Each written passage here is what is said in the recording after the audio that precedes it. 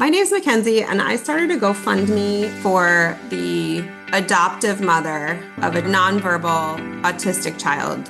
The mother had lost her job because she wasn't able to find adequate care for this autistic child. So she really needed some help with living expenses, paying some back bills. So I launched a GoFundMe to help support them during this crisis. And we raised about $10,000 within just a couple of months. I think that the surprising thing was by telling a clear story and just really being very clear about what we needed, we had some really generous donations from people who were really moved by the situation that this family was struggling with. GoFundMe is the world's #1 fundraising platform trusted by over 200 million people. Start your GoFundMe today at GoFundMe.com. That's GoFundMe.com. GoFundMe.com. This podcast is supported by GoFundMe. When you manage procurement for multiple facilities, every order matters. But when it's for a hospital system, they matter even more.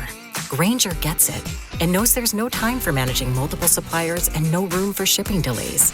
That's why Grainger offers millions of products in fast, dependable delivery, so you can keep your facility stocked, safe, and running smoothly. Call 1-800-GRAINGER, click Grainger.com, or just stop by. Grainger, for the ones who get it done.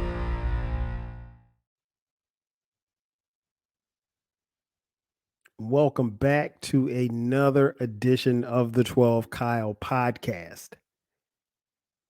I am 12 Kyle. I'm tired, man. I'm tired. I am really, really tired. And I think I speak for most of the residents in the state of Georgia, state in which I live and pay taxes. I'm glad this is over because I'm tired. If you're unaware of what I'm talking about, at the time of this recording, we just finished a runoff election for the state senator. Senate seat was up for grabs.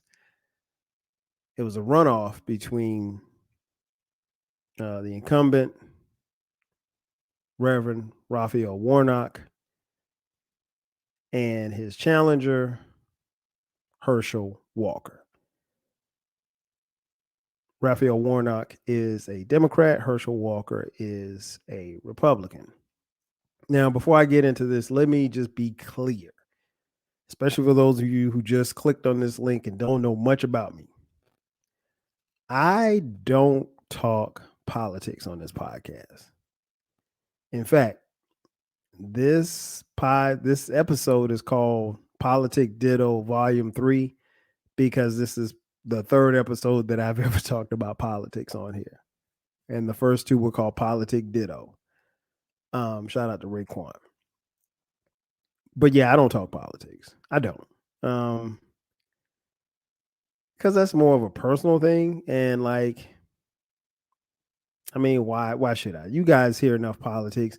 I mean, you can go to CNN, you can go to Fox, you can go wherever you want to go to find your politic talk. It's not something that I want to bombard people with here. Politics and religion, two subjects that I really don't touch on this podcast, period. However, I had to talk about this one because I'm tired, man. I am really, really, really tired. So if you go back a couple of weeks in the national election, Rafeal Warnock, who had held his Senate seat for 2 years, he and Jon Ossoff, both Democrat senators, won their elections and were sent to Washington.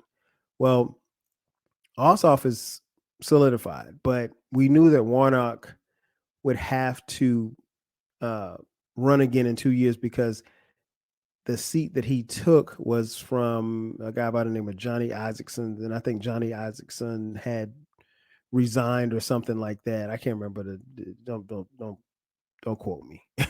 But anyway, Isaacson, so Warnock got some of Isaacson's term, and then he'd have to run again for a full 6-year term for the state Senate.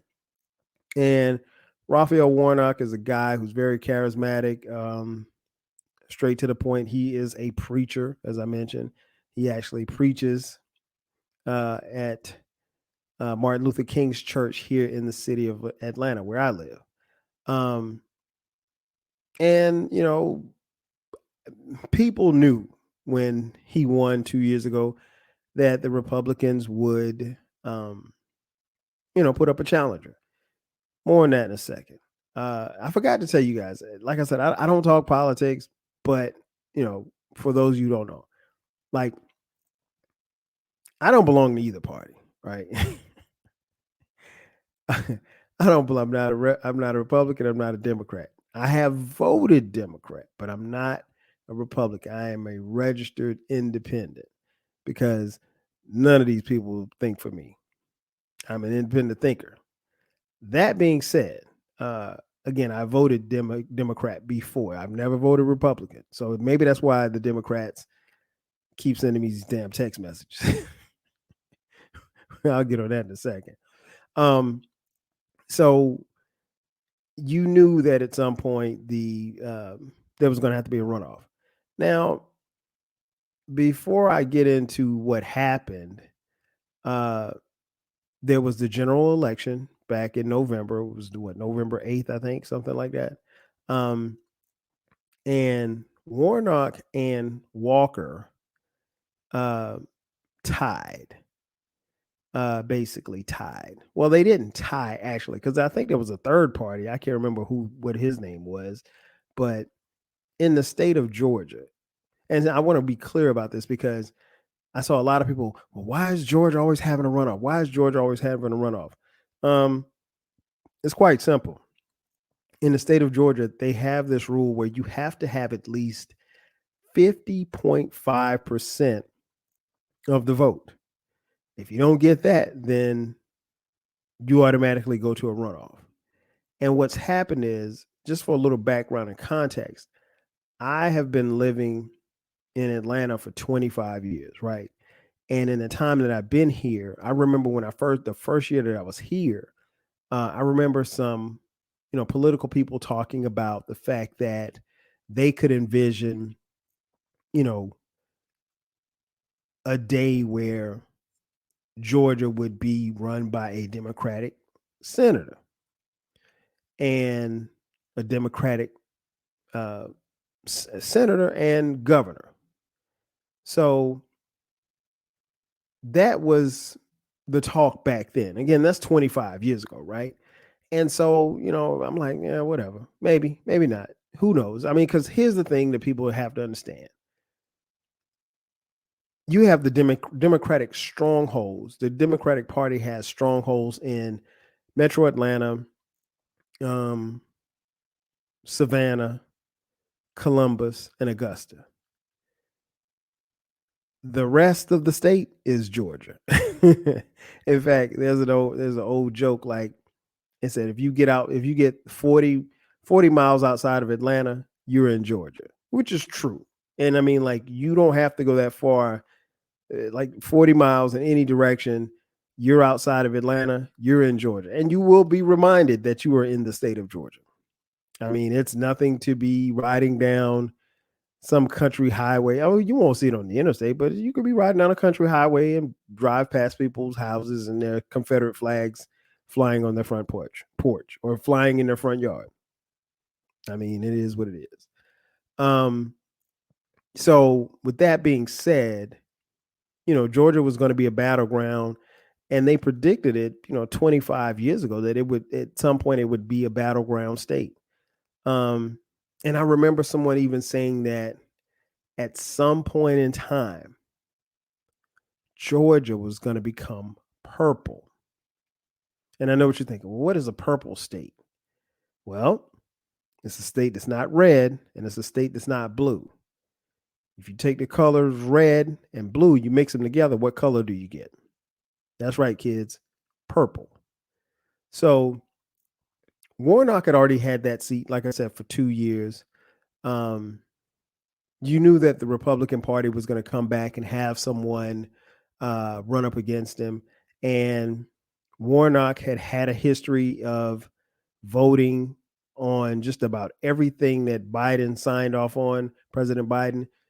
I think Warnock's approval rating as far as like voting for any proposals by President Biden was at like 96 something percent. Like he wasn't anywhere close to the middle. He was straight, Biden's his guy. So if Biden say, hey, it takes a nation of millions to hold us back, his greatest hip hop album, hey, Warnock's right there with him.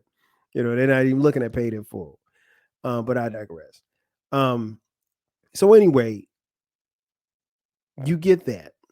And so at some point in time, like you just knew that the Republican Party would have a candidate to run against Warnock. And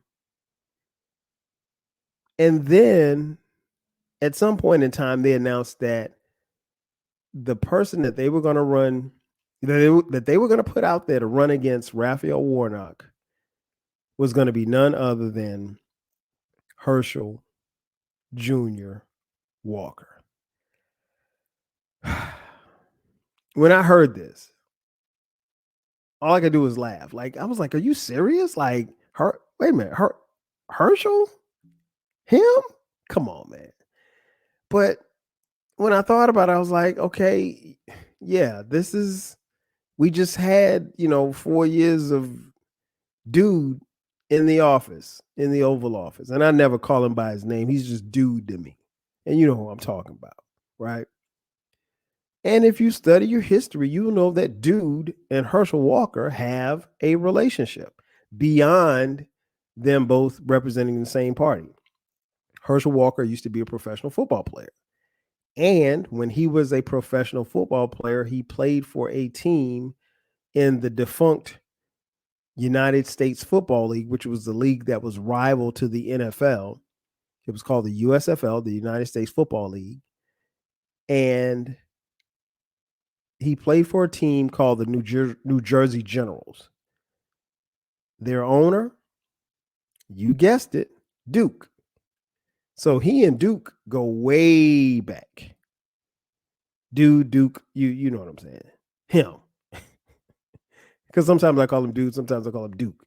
But anyway, him and Dude go way back. And so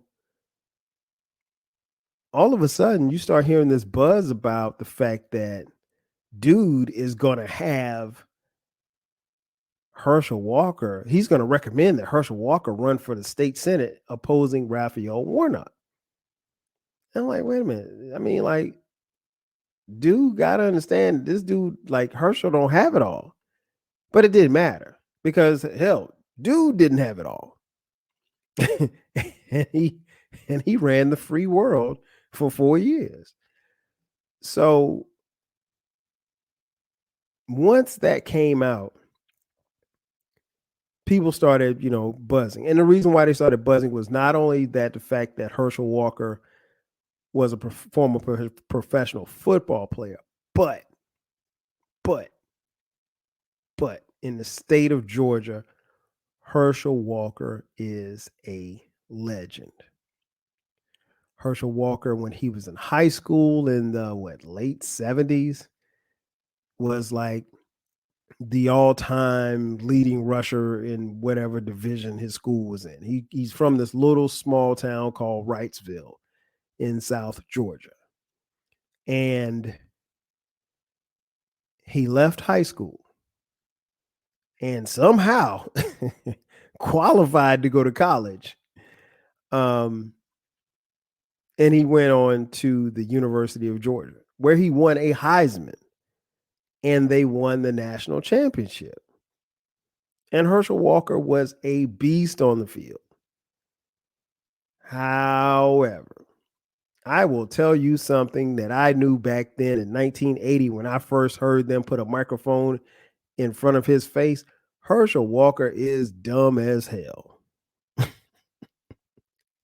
And maybe I shouldn't call him dumb. I should call him, He's stupid too. Like, he just doesn't. Like, if you heard him back then, he was literally the epitome of a dumb jock.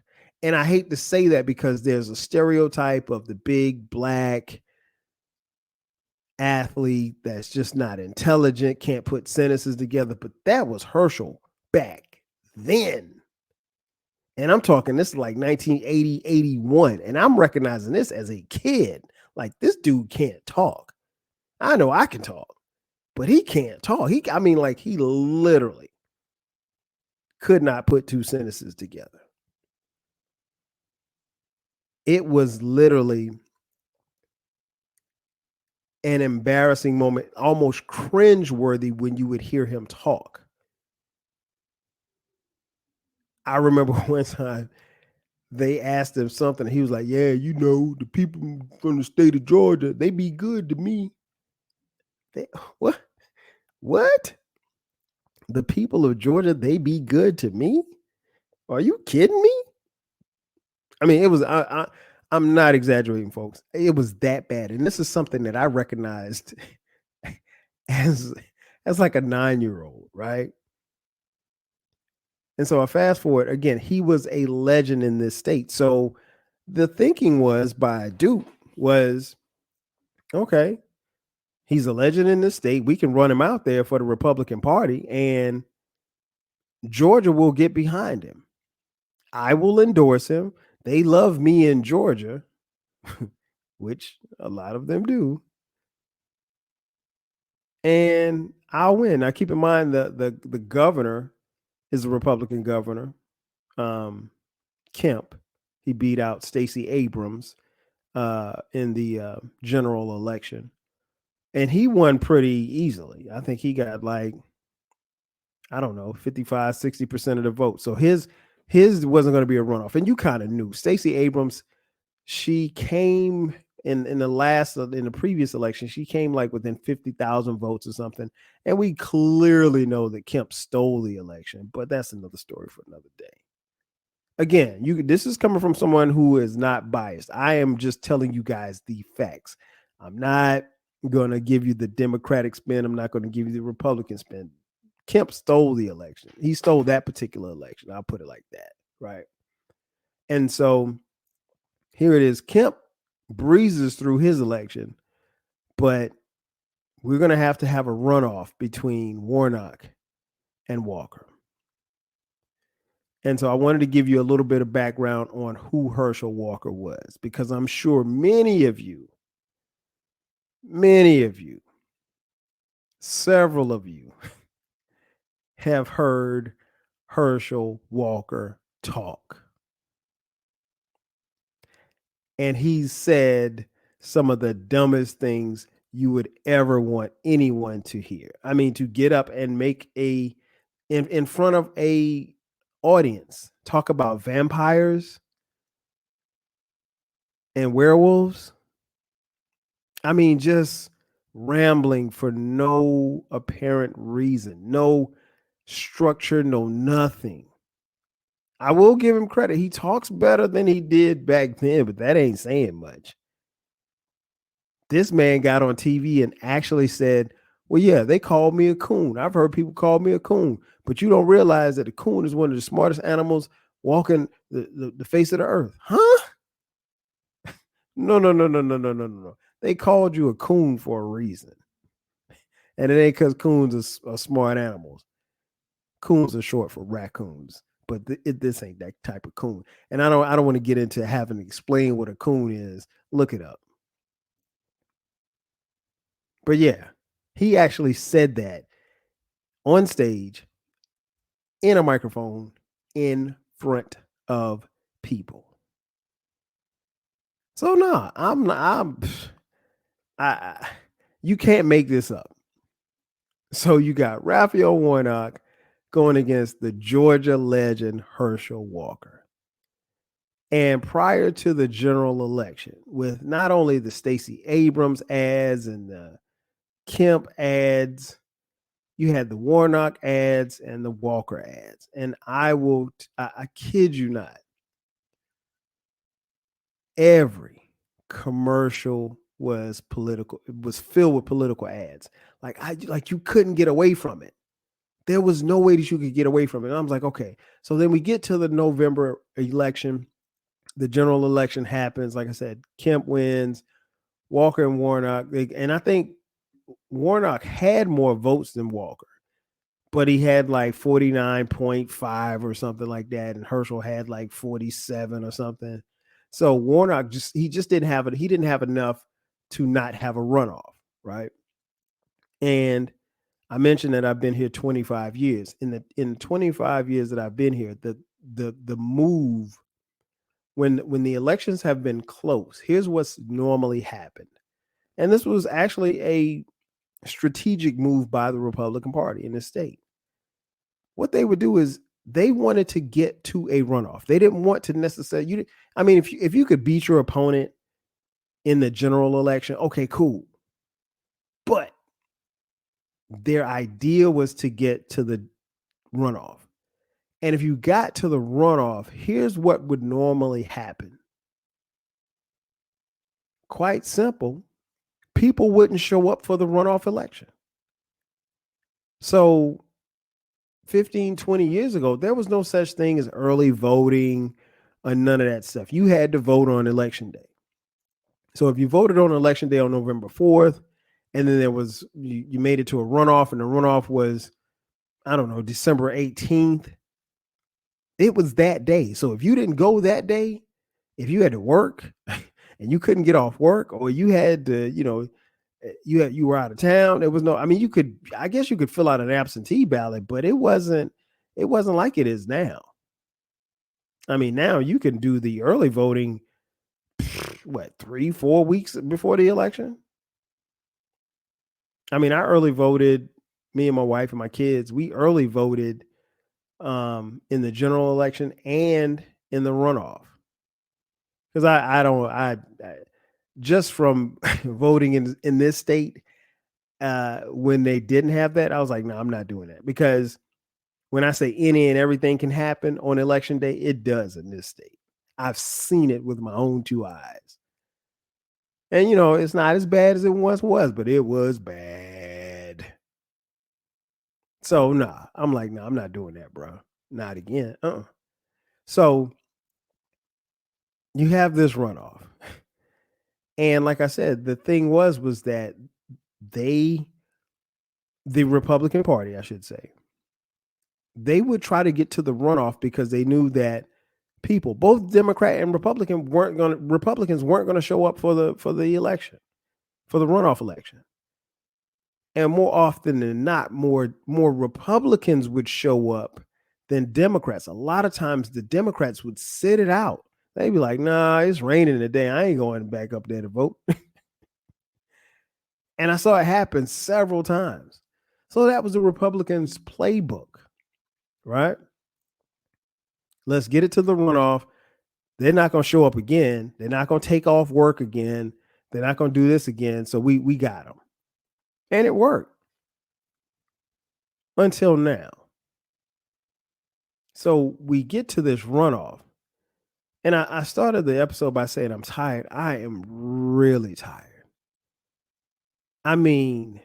They beat us over the head with political ads every single commercial break, every single day. I was getting I would get multiple text messages. And for some reason, I don't know, the Democratic Party thinks I'm one of them. So they text me.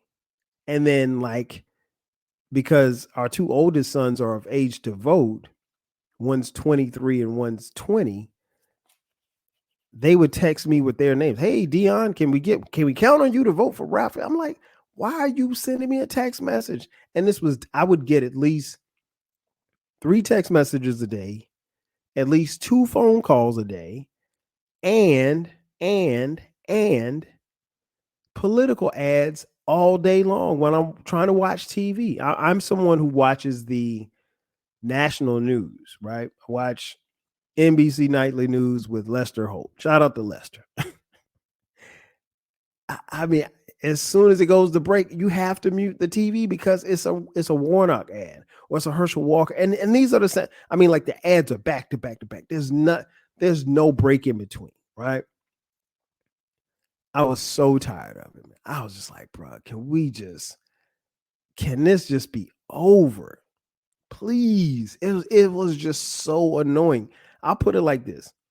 The only time that you could watch TV and not see a political ad was during NFL games on Sundays. That was it. And that's because the commercials are national commercials, so they paid for that commercial airtime. So, you're not going to interrupt that with a political ad. But every now and then they try to sneak one in.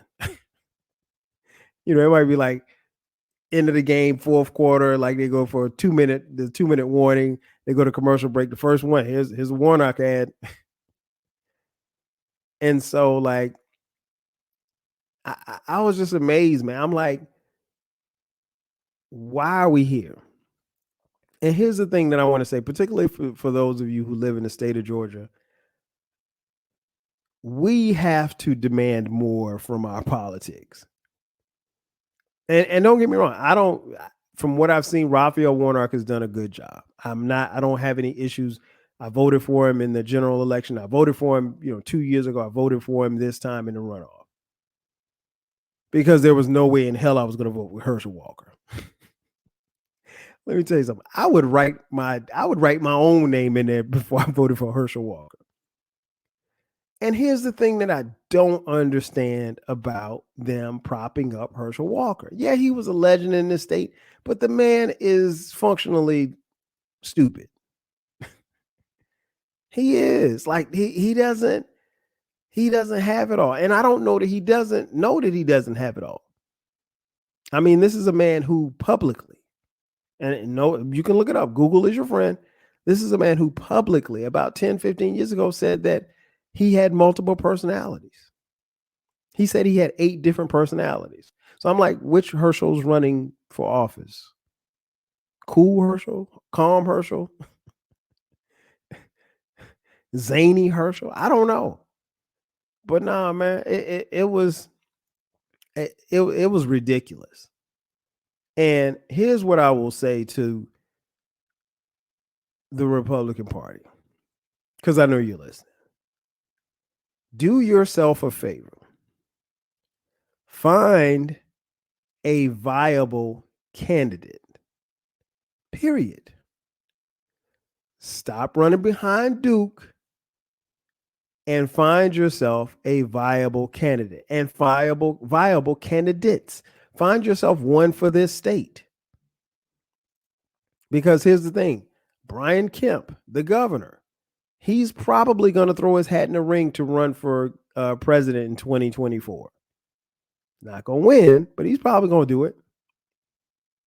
That's what the streets are saying. He's going to waste his time. But, stranger things have happened. I mean, hey, and it could get to a point where he would be going up against Duke.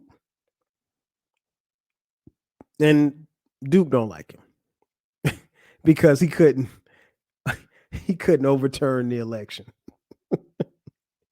So he's on Duke's bad side. But no, find yourself a viable candidate. Find yourself viable candidates.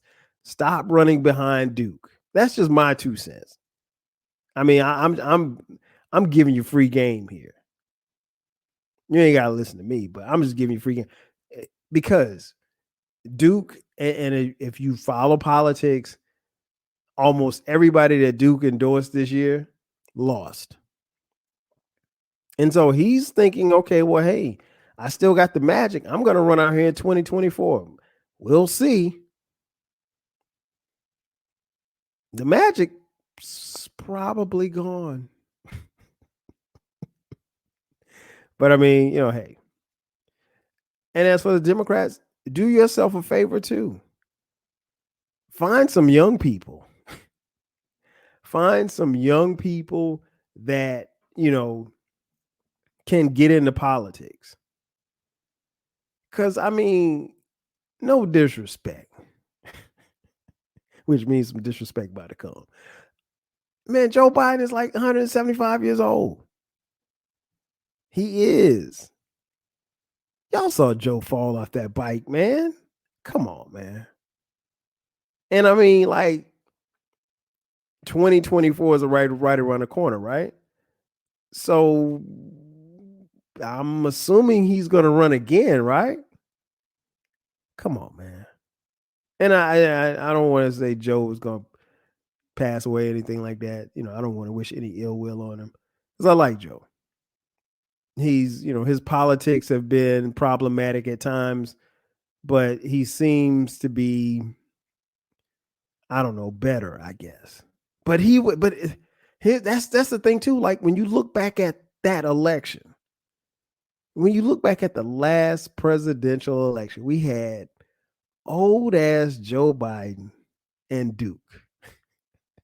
I mean, bro, we got to find some new people, man. We got to find some new blood around here. So Democratic Party, you got to go find yourself another Obama. I know everybody can't be Obama. And Obama's my guy. So call it what you want. But find yourself some young people in Congress. Go find some young people off the street. And when I say young, I don't mean in their 20s, but I mean, bruh, we can't keep bringing out these old relics. We can't. If I could offer some political advice to either party, do yourself a favor. There is only one demographic that is going to swing every single election going forward. They are the most powerful group out there, and nobody seems to recognize it until it's time for you to get some votes, and then you're going to kind of cater up to them a little bit. It ain't the Hispanics. It ain't the Native Americans. Simply put, Black women. Black women will make or break any election in this country. And they are constantly ignored until it's time to get their vote. And if you want to win an election, you better start talking to them. I'm just somebody on the outside. I'm giving you some free game right now. Democrats, you can't just get up there and talk about your hot sauce in a pocketbook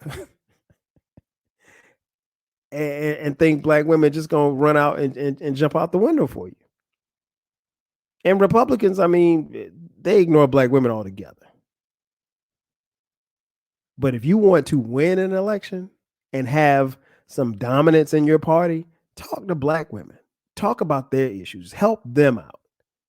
Because they're the ones they are truly the straw that stirs the drink. If you don't believe me, look it up. Or as the kids say, no cap. Oh, I felt old saying that. No cap. But yeah, I mean, it's Black women. I don't know what else to tell you. And speaking of women, before I close, white women. I'm just going to read you the numbers. And I'm going to read you the numbers of the results from this runoff election by race. White men, 27% for Warnock, 71% for Walker. Black men, 85% for Warnock, 12% for Walker. Latino men, 61% for Warnock, 37% for Walker. Latino women, 55% for Warnock, 41% for Walker. All other races, getting tongue tied. All other races, 55% for Warnock, 40% for Walker. Black women, 85% excuse me, 93%. I'm about, damn, my bad. I was reading the wrong thing. Black women, 93% for Warnock, 5% for Walker. That's it right there. That's it in a nutshell. Black women, if you want to win, get behind black women. White women, I don't know what to tell you, because white women, it is clear, a lot of you will vote against your best interest. The thing that killed it for Walker in this state was Herschel Walker had, I mean, other than him not being able to put 5 sentences together, Herschel Walker was solely against abortion. I mean, even in the case of rape or incest, he was against abortion. No abortions whatsoever. He was steadfast on that. And I mean, like, if you could stand to listen to Herschel Walker, which, I mean, without making your ears bleed, I don't know how that's possible, but it's the same talking points. We got to have a strong military. We got to believe in God. We got to do this. There was no substance on anything that he could say that he stood on. No kind of substance whatsoever. It's just it's the same talking points. And for the record, Democrats aren't much better. If you listen to a politician talk, a lot of times it's just talking points. We're going to raise taxes. We're going to lower taxes. We're going to get tougher on crime. We're not going to let them take your guns. Those are just talking points. And the way that I just said it just now, you don't know what party I'm talking about. Could have been both. But no, white women voting against their best interests. Herschel Walker said, I don't believe in abortions. And allegedly, Herschel Walker paid for 2 abortions. So you out here paying for uteruses to get scraped and you're not even doing. Come on, man, you can't make this up. You're adamant against abortions, and you had 2 yourself. Come on, man. I mean, and again, I always say this, and I know y'all think I'm lying. I know y'all think I'm lying when I say this. And y'all think that I'm saying this in jest, but I'm not. Do yourself a favor. Please document these times. I don't care if you have to write a journal. I don't care if you have to create a blog. I don't care if you have to, put it in your diary. I don't care if you have to make a YouTube series. Document this time, folks, because trust me, when you get old and you're 75 and you got grandkids, nobody's going to believe this shit. Nobody's going to believe the world that you lived in. Nobody. So it's better that you document it. There's one thing I'll be able to say, you know what? Hey, I got a podcast. And my podcast told you how it was through the pandemic, how it was in this time. And it told you about how politics was just terrible and how music was trash and how the 80s was dope and how the 90s was dope. And my podcast will tell you all of that stuff. And there'll be generations upon generations upon generations after I'm long and gone from here. They'll be like, hey, that 12 Kyle dude was pretty dope. He told it like it was. But yeah, folks, I mean, like, it ain't even funny. Again, white women, you continue to vote against your best interest. And I've seen it up close and personal where white women, oh, we're not going to do this. We're not going to, the Republicans, they did this to us. No, you can say that all the way up until that time. I mean, like, the Me Too movement, all of that stuff. I saw when the Black Lives Matter protests were going down, white women were on the front lines right there with the black people.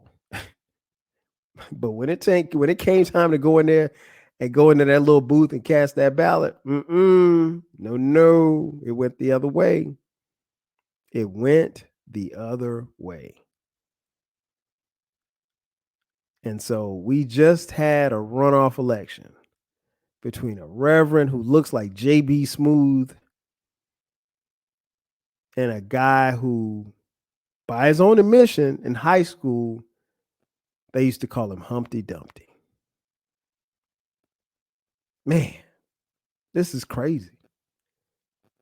Humpty Dumpty. I mean, a guy, again, who can't put 5 sentences together. A guy who lied repeatedly. He said he graduated in the top 5% of his class. Man, you barely graduated from high school. He said he was a former police officer. He never worked with the police before a day in his life. But I mean, you know what? Duke made it cool to where you could just lie and people know you lying and nobody even check you on it. It's like, all right, go ahead, we'll let you rock. But that's where we are, man. That's where we are. So I wanted to get on here. I had to talk about the runoff. I had to talk about politics. I'm tired, man. I'm tired. And I know there's some people that probably listen to this episode. They don't vote. And that's cool. If you don't vote, that's fine. But shut up.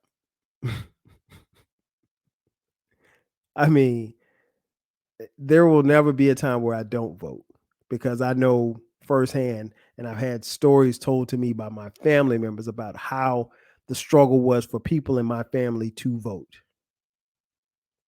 I don't know if you had those conversations, but trust me, if you had those conversations, there's no way that you're not going to miss voting. But here's what I will say also to everybody. Don't just vote. Do more than just vote. Because if the Democratic Party or the Republican Party earns your vote, make them do the work. Hold their ass accountable for the things that they said that they were going to do. Because see, here's the thing that I've noticed over these last 10, 15 years. We get all charged up and we put these elected political figures into office. And we're happy that our guy or woman won. And that's it. And we don't hold them accountable. We just gave them our vote. No, man, it's time out for that. It's time out for that. If you cast your ballot for anybody, you make sure that you hold them accountable for for the things that they said that they were going to do. I remember when Duke was like, "Oh yeah, we're going to bring back, the what he was talking about, like the coal and miners and stuff like that. He was talking about bringing jobs back to West Virginia. Man, those jobs ain't coming back.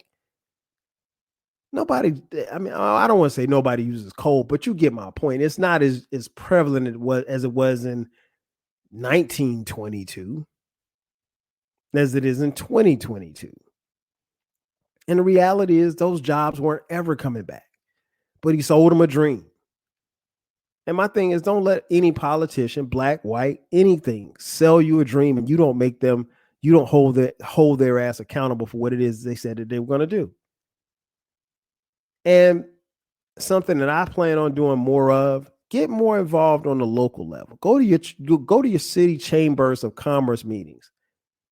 Raise hell if you have to.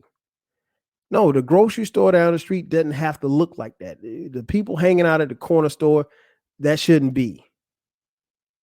You want your streets repaired? Talk to the people in your town or your city. That's what they're there for. Every local government has a structure. Attack that structure. Because trust me, you can get more done on the local level than you can on the federal level.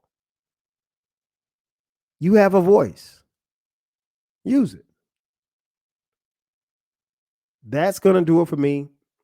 Ladies and gentlemen, thank you for checking out this edition of the 12 Kyle podcast. Be sure to subscribe to the podcast. The podcast drops every Thursday at midnight. From time to time, we will drop bonus episodes on Sundays at midnight. So it's very important that you subscribe and do yourself a favor. Do me a favor. Tell a friend to tell a friend. Again, I'm your boy 12 Kyle. I'll catch you guys next time.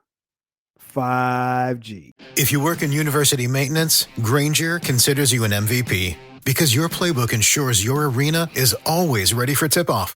And Grainger is your trusted partner, offering the products you need all in one place, from HVAC and plumbing supplies to lighting and more. And all delivered with plenty of time left on the clock, so your team always gets the win. Call 1-800-GRANGER, visit Grainger.com, or just stop by. Grainger, for the ones who get it done. If you work in university maintenance, Grainger considers you an MVP because your playbook ensures your arena is always ready for tip-off. And Grainger is your trusted partner, offering the products you need all in one place, from HVAC and plumbing supplies to lighting and more. And all delivered with plenty of time left on the clock, so your team always gets the win. Call 1-800-GRANGER, visit Grainger.com, or just stop by. Grainger, for the ones who get it done.